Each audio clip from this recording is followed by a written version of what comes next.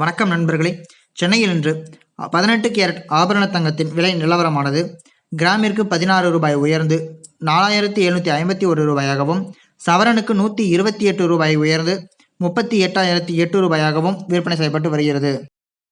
22 carrot ஆபரண தங்கத்தின் விலை நிலவரமானது இன்று கிராமிற்கு 20 ரூபாய் உயர்ந்து 5,800 ரூபாயாகவும், சவரனுக்கு 160 ரூபாய் உயர்ந்து 46,400 ரூபாயாகவும் விற்பனை செய்யப்பட்டு வருகிறது.